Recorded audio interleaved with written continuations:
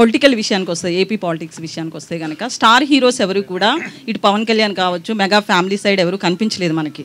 But ఒక జబర్దస్త్ ఆర్టిస్టులు చిన్న వాళ్ళందరూ మాత్రం ఫ్యామిలీకి సపోర్ట్గా నిలబడ్డారు. ప్రచారానికి కూడా అదే అంటున్నా, మెగా ఫ్యామిలీ తప్ప మెగా ఫ్యామిలీ తప్ప ఇప్పటి వరకు కూడా ఒక స్టేట్మెంట్ ఇవ్వడం కావచ్చు, ప్రచారంలో క్యాంపెయిన్లో పాల్గొనడం కావచ్చు, ఎవరు కూడా స్టార్ హీరోస్ మెగా ఫ్యామిలీ కాకుండా ఎవరు వెళ్ళలేదు. సో మీలాంటి వాళ్ళు వెళ్ళారు. రేపు మళ్ళీ వైసీపీ వస్తే మీకు ఇబ్బంది ఉండదా? ఒకవేళ షూటింగ్కి వెళ్ళినప్పుడు కావచ్చు, అక్కడ చాలా మంది వైసీపీ నుంచి కావచ్చు, కొంతమంది గుండాలు కూడా ఉంటారు. చాలా ఇష్యూస్ చూసాం. ఏపీ పాలిటిక్స్ డిఫరెంట్ కదా ఇండియాలో.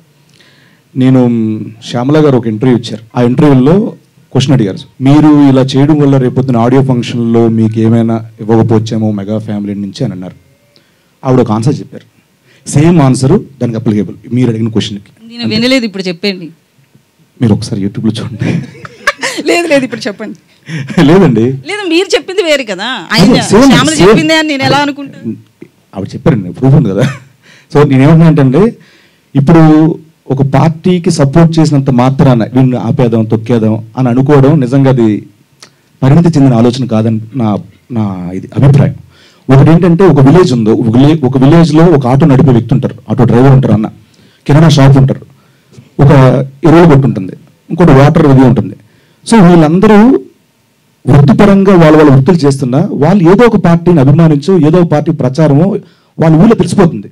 బట్ ఈ ఆటో అని వెళ్ళి కిరాణా షాప్లో కొనుక్కోవడం మానడు, ఆ కిరాణా షాప్ అని వచ్చి ఆటో ఎక్కగా మానరు, వీళ్ళందరూ ఇలా ఎరువుల కొట్లో వ్యవసాయం సంబంధించి మన. సో ఇది కూడా అంతే. ఒకవేళ మన సినిమా మంచిదైతే ప్రేక్షకులుగానే వెళ్తారు తప్పించి థియేటర్కి.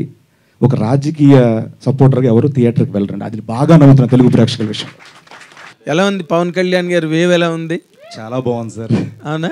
చాలా బాగుంది. అంటే కాదు, అక్కడ పిఠాపురంలో 1,00,000కి పైగా మెజారిటీ అంటున్నారు పక్కన. అవును సార్. అవునా? అన్నాను కదా సార్ ఆల్రెడీ. అదే అంటున్నా.